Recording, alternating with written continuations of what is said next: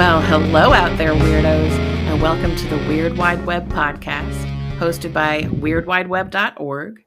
Today, I'm here with my co-host, Suzie Lockhart. How are you today, Suzie? Oh, I'm doing fine, dealing with technology and all that fun stuff, as you Right. know. So, if we lose Suzie, she will try to come back because her laptop is being a jerk today, and Yes. it's already kicked her out once in our pre-chat. So, if we lose her, hopefully she will just keep trying to come on back. Yep. Only for you, Lindsey. Before we start talking, I wanted to make sure to do it right away and not smack in the middle of the episode. I want to acknowledge the winners of our Weird Wide Web fiction writing competition that we held because I just posted those stories on the website, so they are out today. And we got 157 submissions that we went through, and these were the top 4. So you should go by and give them a read. They're right on the main page at weirdwideweb.org. And our winners are the first place was Grow Up by Jake Stein. Second place was One Joe by Daniel Loring Keating. Third place, The Extractors by John Clendaniel. And the fourth place went to There's Also Yarn by Greg Beatty. And they're all just so much fun. You'll see. You got to go read them. And it was so tough. I got so many good stories. And I know I've already said that before, but I wouldn't keep saying it if it wasn't true. So we had talked about what we might discuss, and we're both big fans of Black Mirror. Oh, indeed. And so I had messaged you and I said, did you see the episode yet that's Demon 79? And since it's the very latest episode that's been made, you hadn't seen it yet. So you rushed over and watched it. And what I did you think? did. I loved it. I absolutely loved it. I love things that are a little bit of a slow burn. Yes. And just the clever, well, you feel for the character right away. I mean, we've Yeah. all been the outsider at work. Well, maybe not all of us, because I think there's a 1% that runs everything that maybe never has to feel like an outsider, but the majority of us have been there, and we've all kind of had these, what do they call it when you can't control the thought, but it just comes into your head? Spontaneous combustion. It Did you like feels that? like that. Yeah, right. Feels like, oh, intrusive thoughts. And Yes. you'll just all of a sudden picture, what if I just reached out and slapped this guy right in his mouth for saying that, right? Oh, yeah. So that's what hooked me into that episode. I was like, Yep. go on. Yep. Been there. Wanted to do that. Yep.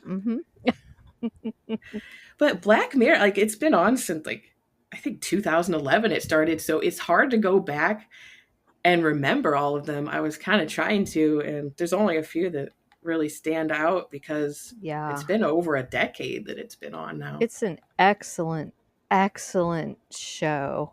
It Anybody really who is. likes horror or just likes good storytelling should definitely invest their time in Black Mirror. Yeah, because not even horror, just sci-fi or that creeping suspense. Like Twilight And Zone, but on steroids. I like that. Mm-hmm. And are you familiar with Nelson Piles, who was the original host of the Wicked Library podcast? No. Well, I've known him for quite a while, and he weighed in. I posted that how much I enjoyed Demon 79, that episode of Black Mirror, and his comment said that he really thinks it's the best episode of the entire series. Wow. Um. Hmm. I thought that was interesting because, I'd have to think about that, but it did blow me away. It blew me away too. It gave me a pause when you just said that too. There's been Black Mirror's one of those shows where each time you watch it, it seems like it was better than the last one. Yes. Yeah. Although in that first season, I don't, well, I mean, we all remember the first episode. I don't even Yeah. probably need to touch on that. Yeah.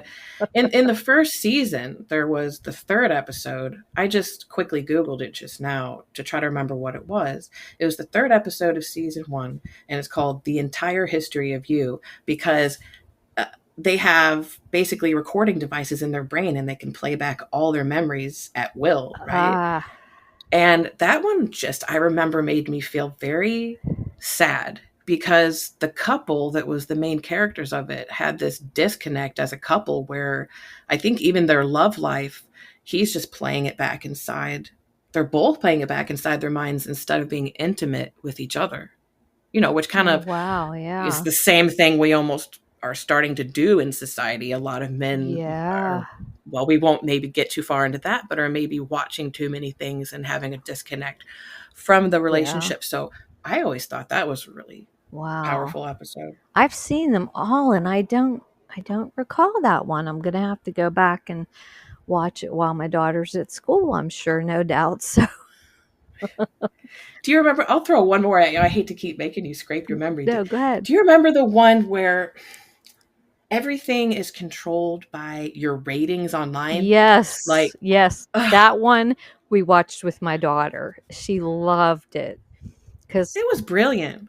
her new reward system, I have discovered that if I let her watch something that's MA, she will work 3 times as hard. Oh, that's great. So, my only right now she's 15, she's going to be 16 in November, and my only hard line right now is like nudity or too much sex.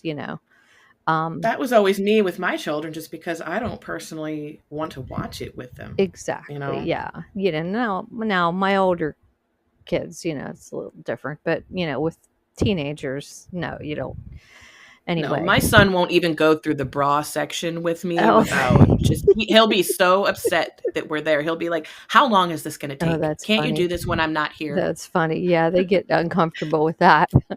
um, but yeah. So certain episodes, I sort of Googled which ones I thought would be okay, and that was definitely one of them. And she loved it. Yeah, and I want to show her San Junipero. Is that what it was called? Do you know which one I'm I talking don't about? With the know. two women that Hmm. fell for each other. They kept hopping through different time periods. Ugh, we're both gonna keep telling each other episodes that we have to go look them up. And how am I supposed to Google that? I I've got my know. phone out oh, here it is. Yeah, It started coming up because it knows I've been Googling Black Mirror. And that is such a Black Mirror element of our existence right now. right, The fact that my phone just already knows what right. to tell me. Well, So it was season 3, episode 4, it yes, says. yes. And I'm looking at the picture and you'll have to tell me about it because it's not ringing a It's bell. a favorite. It's hard to tell you too much about it without spoiling anything, but at first you're not sure what's happening because it seems like these two women are hopping through different eras, like the 80s, the 90s, and the one girl is very shy and backwards, and the other girl seems um, very much the party girl. And the shy girl, she, her parents freaked out on her when she told them what her sexual preference was, and you find that out throughout the episode. Anyway, so she's very awkward, backwards about trying to display to this other gal how she feels, but eventually they kind of work it out, and then you find out towards the end of the episode what's really going on, and it it's the type of episode where, let me just say, you need to have a whole box of tissues beside you. It I'll was tell you by just by pulling up pictures of the episode and looking at it, the imagery of them establishes which character is which right oh away. yeah, yeah, Oh, the party girl's oh beautiful. yeah, Let's see. Oh, gorgeous. they're both. Oh, Yeah. yeah. Oh, 2 knockouts on that episode, so tune Oh, yeah. in. Hey, absolutely. Um, but yeah, the party girl, it's so funny because I grew up in the 80s and she just reminds me of the Madonna wannabe. Oh, she's got the big shoulder pads, Yeah. yeah. I love And the it. big hair and the big earrings and just everything. Yeah. But it's a wow, it's a Powerful. powerful episode. It's probably still my favorite one just because I think it's so, so powerful. Okay, Speaking then I know what I'm doing today because it's honestly, sometimes with Netflix, you just click to have the season play and it goes to the next one, and this one's not ringing a bell. Now, maybe mm, when I start watching it, it will, but I'm definitely gonna put that one on today. well, it's definitely a love story, and I can say without giving anything of the ending away that it is definitely about what true love really is. And I'm a sucker for that, so I'll be Yeah. looking into You that. make sure you have those tissues. Trust me on that. I keep them on hand.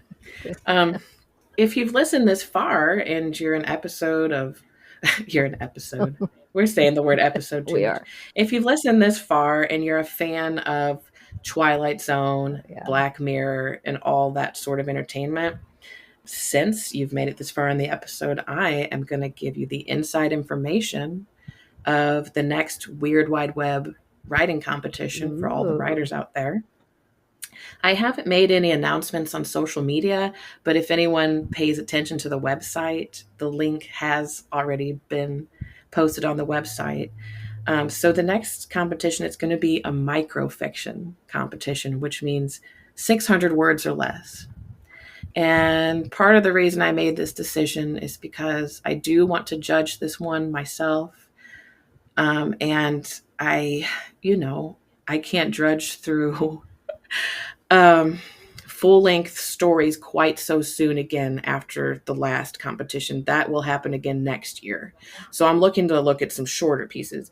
And I've had some reactions where some people haven't heard of microfiction or they're thinking, how am I going to establish a plot or establish character in 600 words or less?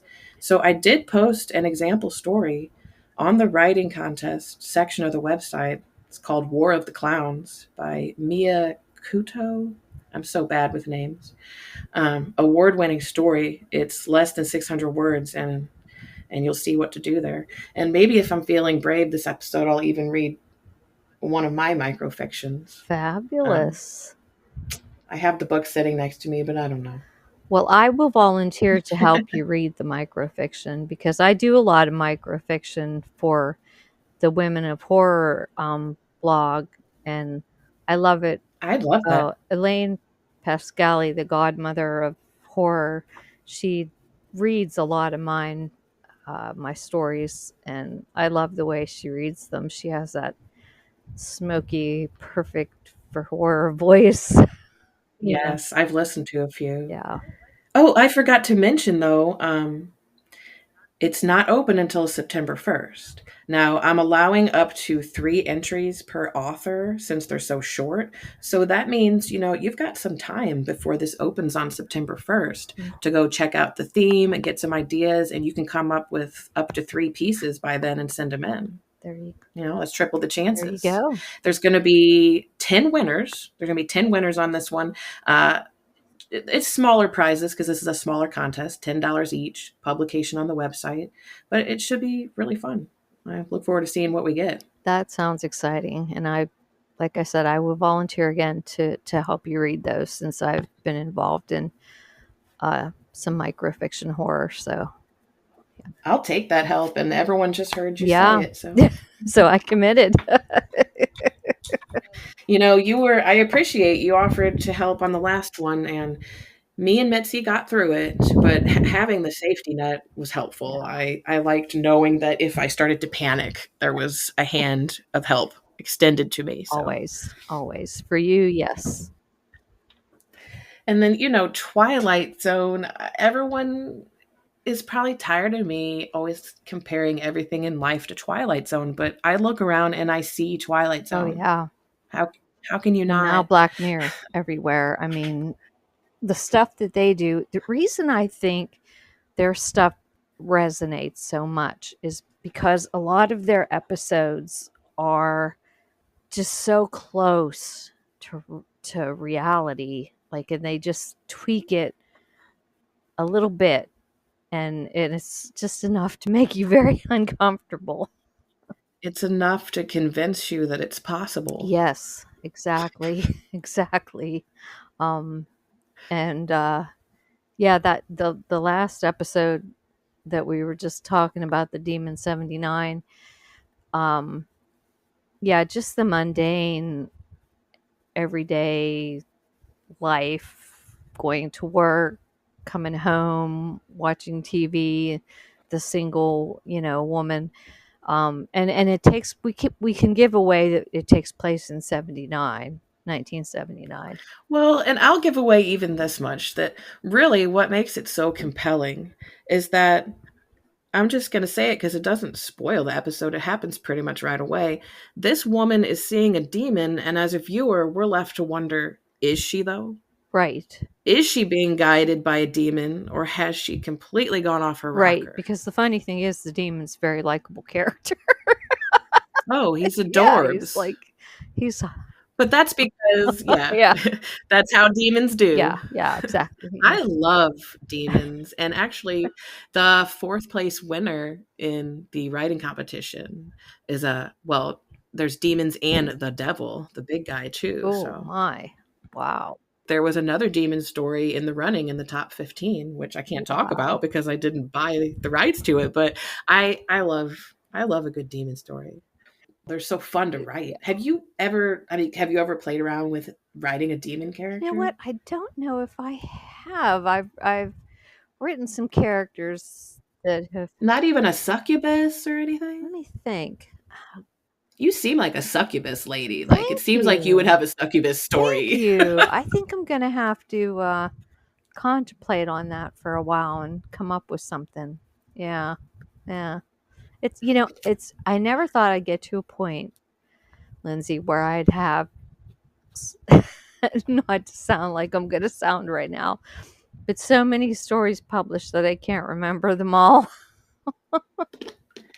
Well, the only reason I mention it is I have so many demon stories that I actually thought about putting together an entire demon anthology. Oh, Because I feel like, of all the common tropes of the sort of villain in the story, they are really the trickiest yeah, because their set of rules is a little yeah. sketchier and we're not really sure what to expect from them. And you can play around with the characters and give them more human aspects. And yeah, I've got a ton of demon Oh, stuff. yeah.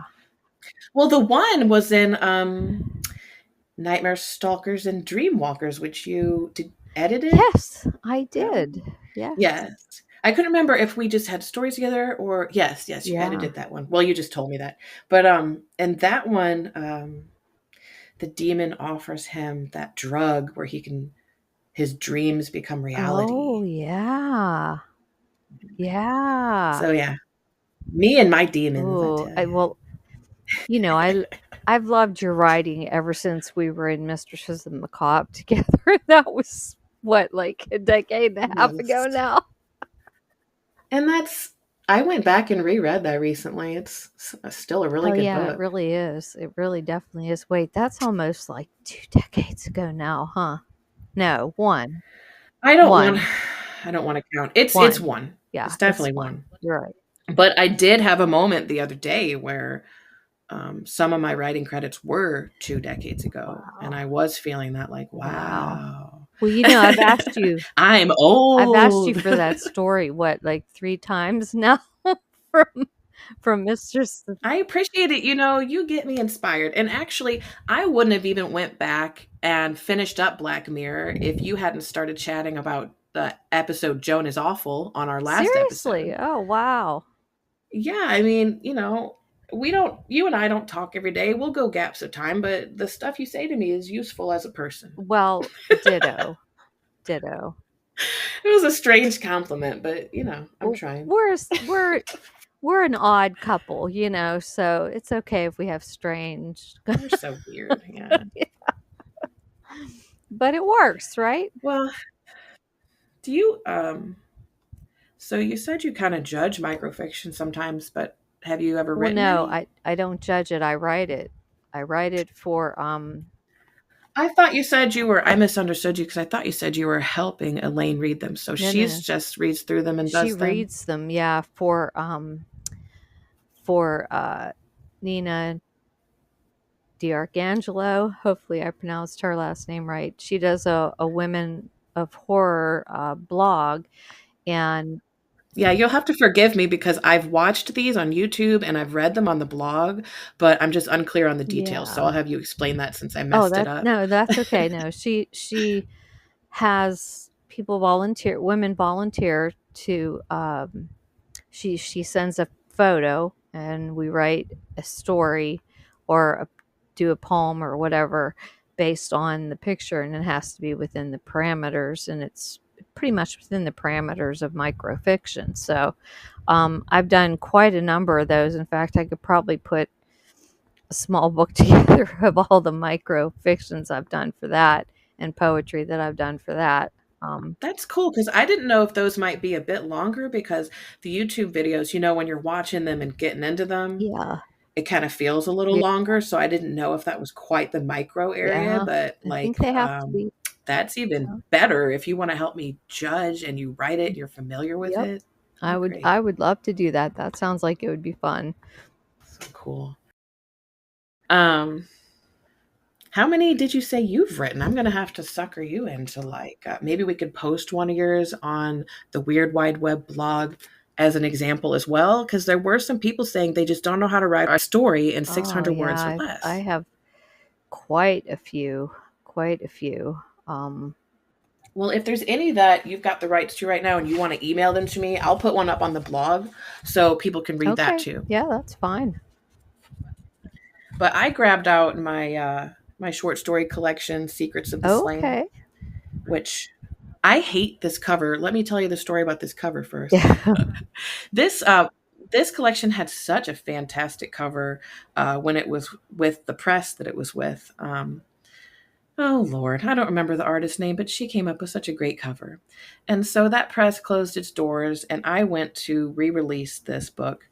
And normally I put a lot of effort into my book covers, and this one I just pulled off of Shutterstock, and I threw the title and the byline on it, and I couldn't be more unhappy with it because I'm seeing this image everywhere. Never ever just pull an image off of Shutterstock. I mean, I paid for the Right. membership so I could get the high res image and everything, but it's clearly a popular one. I'll see it advertised in different horror things, so I might redo the cover at some point and see if I can go back to that old artist and get a high res of what she had done because that was beautiful compared to what I came up with here. But I'm not an Okay. artist. Okay.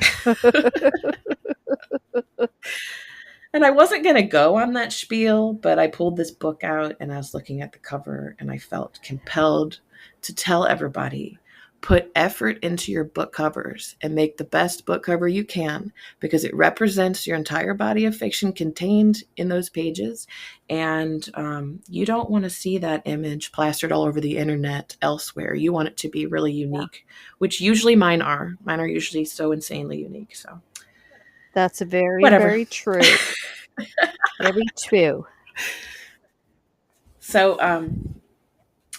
this is one of my microfiction pieces called Bare Minimum, and you can find it in my short story collection, Secrets of the Slain, which I just did such a great job of selling just there, trashing my cover. You're too much. Okay, so this is called Bare Minimum. He didn't have a name, he had a number, and he was addressed as such. Most communication came through the crackling sound waves of the intercom system. Number 253, housekeeping has arrived. Please stand and exit the room. He wanted to defy the mechanical voice that directed his daily routine. He wanted to take his white metal chair and slam it across the white intercom system that echoed through his white, sterile room. But that would only cost him privileges. With a rattling of gears, a metal door creaked open. Number 253 obeyed the emotionless voice, stepping into his bathing chamber. A second speaker instructed, "Remove your clothes and step into the shower. Hot water will be dispensed for 3 minutes." The door closed behind him. The hydraulic locks clicked into place. Housekeeping would dust his table, change his linens while he showered. The intercom would prompt him, "Brush your teeth. Shave your face." Then the locks would disengage, the door would swing open, and there would be his bed, clean sheets, vacant room. It was a solitary life, but all he knew. He came into this world as a natural birth, but he never felt his mother's embrace. Whisked away by the whitecoats, his crying fell on deaf ears. Nothing there to soothe him but the buzzing of the fluorescent lights. He was administered enough formula to sustain him. Diapers were changed on a schedule. He was routinely checked by a doctor who donned a mask, a cold and faceless visitor. No one hugged him. No one kissed him. No one held him through the night. He played and crawled, banged on the walls, always alone. Oh. Project Bare Minimum is a lifelong sentence, an experiment beginning at birth. Large sums of money are awarded to mothers willing to surrender their newborn's custody.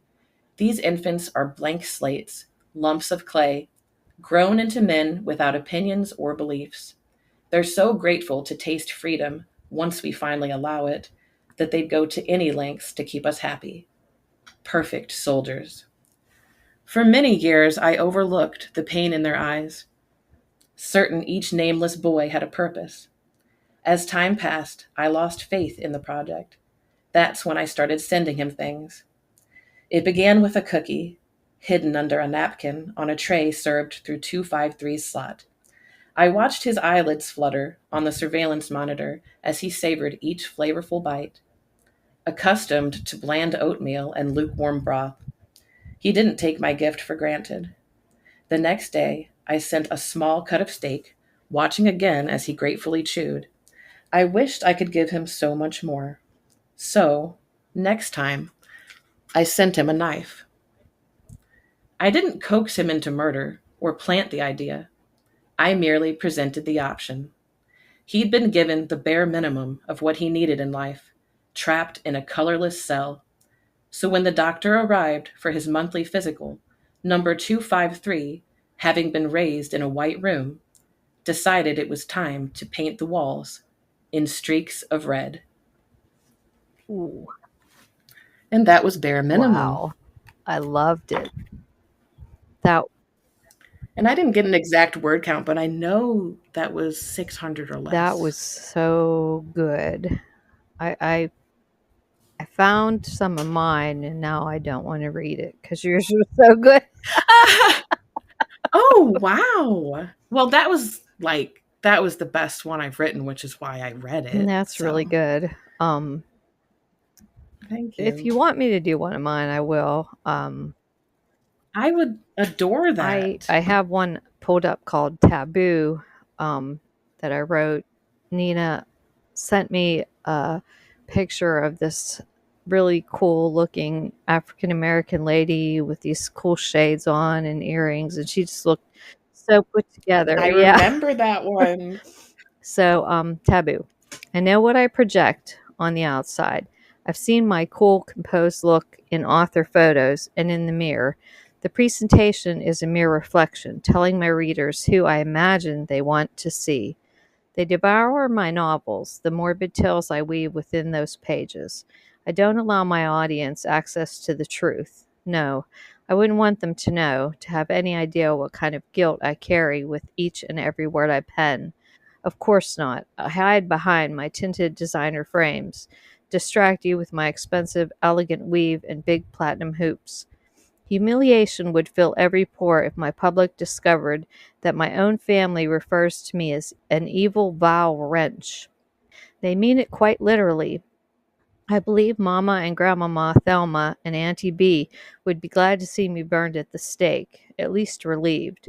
I am embarrassment to my own kinfolk, a blight on the family tree.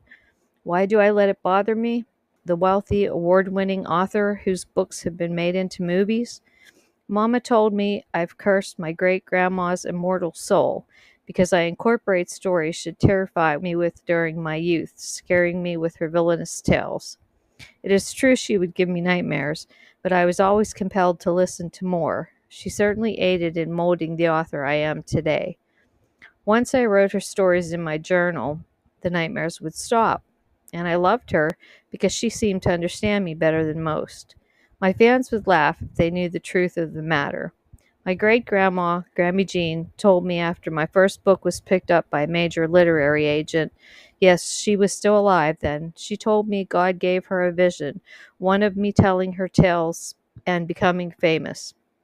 She had not been able to pen her stories, but had known for a long time that my ability to spin her tales into great horror novels. I couldn't believe her vision happened when I was only 4. She is the only one I'd allowed to read my first book before it was published. She was in the hospital holding the newly printed novel to her chest when she died. Almost poetic, I know, but true. That was how proud of me she was. But when the rest of my family began reading my books, the backlash was more horrific than the stories. You're going straight to hell if you keep writing that stuff, my own mother had told me. It was just the beginning. The rest of what she had said still haunts me. At times, the despair is almost too heavy to bear. Nobody from Mama's side will talk to me, and only one cousin from my dad's side. I was young when he died. I huddle under my comforting blanket, staring at the sleeping pills on my nightstand. I wonder if I should have ever spun those dark tales, turning them into novels that have helped me amass the sort of generational wealth many only dream about. But for this sister, it comes at a price. The nightmares that terrorize me are worse than anything I have ever written. The twisted ache in my gut has me considering whether or not to face tomorrow or any of the days that follow. Besides, having kids of my own seems unlikely. I have no desire to drag a decent man into my own trauma. And a man that isn't truly good and understanding would not last with me. The dive into researching subjects that would make most sleep with lights on has taught me a way to rid myself of unwanted problems. There is probably one group that would mourn my absence, my tribe. No, not my family, and eventually fans would forget. It is another group of women who write unseemly stories of dark taboos. They are the ones who'd understand. Some might even miss me. Those other women who write horror. That was kind of my ode to, my fellow horror writing. Thank you so much. That was so brave of you to on the spot go find that and read it. And honestly, it's probably the perfect end to this episode since you haven't gotten kicked out by your laptop Maybe yet. so, maybe so. I'm going to encourage everybody who's listening to head over to weirdwideweb.org where we post about everything weird, and we've got writing contests and blogs and all kind of fun stuff. And I want to thank Suzie Lockhart for joining us today. Do you want to say bye, Do it, Suzie? everybody, or the demons will haunt you. Have a great day. Ooh, I love that. All right, guys, we will see you on the next episode of the Weird Wide Web podcast.